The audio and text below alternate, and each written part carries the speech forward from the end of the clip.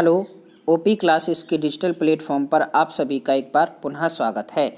आज हम लोगों को पढ़ने हैं 14 दिसंबर 2020 के मोस्ट एक्सपेक्टेड करंट अफेयर्स। तो चलिए शुरू करते हैं और देखते हैं पहला प्रश्न है, नितिन गडकरी ने किस राज्य में कोलीबर पुल का उद्घाटन किया है? तो हाल ही में केंद्रीय सड़क परिवहन मंत्री नितिन गडकरी ने बिहार राज्य में कोलीबर पुल का उद्घाटन किया है। यह कोलीबर पुल पटना व आरा के बीच सोन नदी पर पुराने कोलीबर पुल के बगल में ही बनाया गया है। पुराना कोलीबर पुल रेल सह सड़क पुल है जो कि सन 1862 में बनकर तैयार हुआ था। स्वतंत्रता सेनानी अब्दुल बारी के नाम पर पुराने कोलीबर पुल को अब्दुल बारी पुल भी कहा जाता है। पुराना कोलीबर पुल पटना से दानापुर को रेल यातायात के लिए जोड़ता है, जबकि सड़क पुल पटना से भोजपुर के लिए जोड़ता है।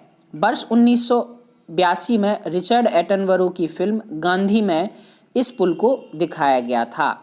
हाल ही में वर्ष 2017 में कोलीबर पुल के बगल से ही इस नए कोलीबर पुल का निर्माण हुआ था, जिसका वर्ष 2020 में 3 लेन बनकर तैयार हो गया है। चलिए देखते हैं हमारा आज का दूसरा प्रश्न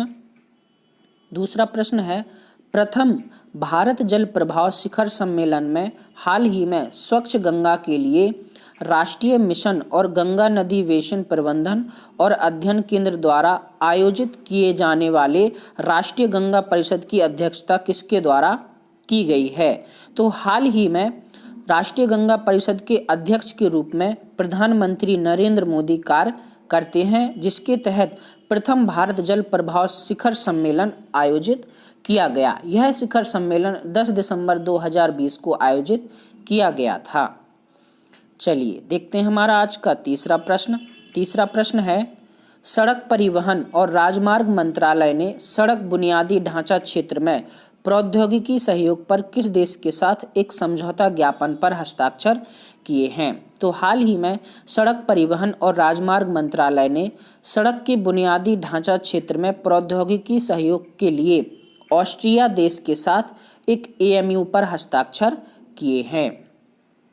चलिए देखते हैं हमारा आज का चौथा प्रश्न है, निम्नलिखित में से किस देश के साथ भारत के विकास साझेदारी, क्षमता निर्माण और नवीकरणीय ऊर्जा क्षेत्र में सहयोग के लिए समझौता ज्ञापन पर हस्ताक्षर किए हैं? तो हाल ही में भारत ने विकास साझेदारी, क्षमता निर्माण तथा नवीकरणीय ऊर्जा क्षेत्र में विकास के लिए उज्बेकिस्तान देश के साथ एक एमओयू पर समझौता ज्ञापन के द्वारा हस्ताक्षर किया गया। चलिए देखते हैं हमारा आज का पांचवा प्रश्न है, किस बैंक के साथ आईसीआईसीआई प्रूडेंशियल लाइफ इंश्योरेंस ने जीवन बीमा उत्पादों की एक सारणी की पेशकश के लिए एक बैंक इंश्योरेंस साझेदारी में प्रवेश किया है? तो हाल ही में आईसीआईसीआई प्रूडेंशियल लाइफ इंश्योरेंस ने जीवन बीमा उत्पादों के लिए आरबीएल बैंक के साथ एक समझौता किया है। चलिए देखते हैं हमारा आज का छठवां प्रश्न है, निम्नलिखित में से किसने फिक्की इंडिया स्पोर्ट्स अवार्ड्स 2020 में sports person of the year पुरस्कार प्राप्त किया है? तो हाल ही में फिक्की इंडिया स्पोर्ट्स अवार्ड्स 2020 वितरित किए गए, जिसमें sports person of the year के रूप में बजरंग पुनिया तथा एला बेनिल बलारिवन को चुना गया है। बजरंग पूनिया एक पहलवान तथा एना वेलिन बलारिवन एक निशानेबाज हैं, जिन्होंने टोक्यो ओलंपिक का कोटा हासिल कर लिया है। चलिए देखते हैं हमारा आज का सातवां प्रश्न है, टाइम मैगजीन का पर्सन ऑफ द ईयर 2020 किसे चुना गया है? तो हाल ही में अमेरिका के राष्ट्रपति जो बिडेन तथा उपराष्ट्रपति कमला हैरिस को टाइम मैगजीन का पर्सन ऑफ द ईयर 2020 चुना गया है। 78 वर्ष के जो बिडेन तथा 56 साल की कमला हैरिस ने डेमोक्रेटिक पार्टी की तरफ से क्रमशः राष्ट्रपति और उपराष्ट्रपति के चुनाव जीते थे। 7 नवंबर 2020 को इन्हें पर्सन ऑफ द ईयर के रूप में नामित किया गया था, जबकि 10 दिसंबर को आए परिणाम में पर्सन ऑफ द ईयर 2020 चुना गया है। जो बिडेन ने पूर्व राष्ट्रपति डोनाल्ड ट्रंप को 306 इलेक्टोरल कॉलेज वोटों से हराया था। बात की जाए टाइम मैगजीन की तो वर्ष 1927 से time magazine person of the year चुनते आ रही है। वर्ष 2019 में पर्यावरण कार्यकर्ता ग्रेटा थनबर्ग को पर्सन ऑफ द ईयर का अवार्ड दिया गया था। चलिए देखते हैं हमारा आज का 8वां प्रश्न।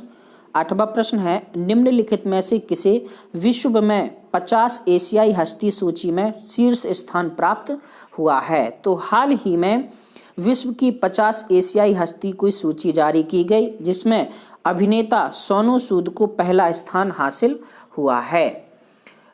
यूके की ईस्टर्न आई अखबार द्वारा जारी इस लिस्ट में पहले स्थान पर रखे गए सोनू सूद ने कोरोना काल के दौरान जरूरतमंदों की मदद के लिए कई प्रयास किए थे। 47 वर्ष के सोनू सूद पहले स्थान पर रखे गए हैं, जबकि अन्य भारतीयों में 5वें स्थान पर अरमान मलिक, 6वें स्थान पर प्रियंका चोपड़ा, 7वें स्थान पर अभिनेता प्रभास, 11वें स्थान पर आयुष्मान खुराना, जबकि 14वें स्थान पर दिलजीत दोसांझ हैं। चलिए देखते हैं हमारा आज का 9वां प्रश्न। 9वां प्रश्न है, प्रत्येक वर्ष यूनिसेफ दिवस कब मनाया जाता है? तो प्रत्येक वर्ष 11 दिसंबर को यूनिसेफ दिवस मनाया जाता है। द्वितीय विश्व युद्ध के बाद 11 दिसंबर 1946 को यूनिसेफ की स्थापना हुई थी। यूनिसेफ को संयुक्त राष्ट्र बाल कोष या फिर यूनाइटेड नेशन चिल्ड्रन फंड के नाम से जाना जाता है। यूनिसेफ का मुख्यालय न्यूयॉर्क में स्थित है। वर्ष 1965 में यूनिसेफ को शांति का नोबेल पुरस्कार दिया गया था, जबकि वर्ष 1989 में इंदिरा गांधी शांति पुरस्कार से भी नवाजा गया था। वर्तमान में एन बेन मैन यूनिसेफ के अध्यक्ष हैं, जबकि यूनिसेफ इंडिया की ब्रांड एम्बेसडर हिमा दास हैं। चलिए देखते हैं हमारा आज का अंतिम प्रश्न।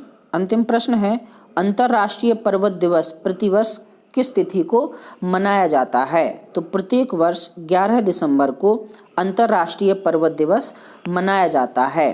पहला अंतर्राष्ट्रीय पर्वत दिवस वर्ष 2003 में मनाया गया था।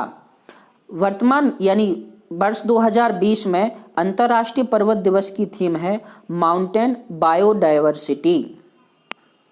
चलिए देखते हैं हमारा आज का क्वेश्चन ऑफ द डे। 14 दिसंबर 2020 का क्वेश्चन ऑफ द डे है, निम्नलिखित में से किस नदी को दक्षिण गंगा के नाम से जाना जाता है? कृष्णा, महानदी, गोदावरी या फिर कावेरी। इसके अलावा सेशन ऑफ द डे का क्वेश्चन है, हाल ही में यूएसए के राष्ट्रपति जो बिडेन तथा उपराष्ट्रपति Kamala Harris person of the year 2020 चुने गए हैं। उन्होंने किस पार्टी से राष्ट्रपति तथा उपराष्ट्रपति का चुनाव जीता था? दोनों प्रश्नों के जवाब आपको नीचे कमेंट बॉक्स में कमेंट करके बताने हैं।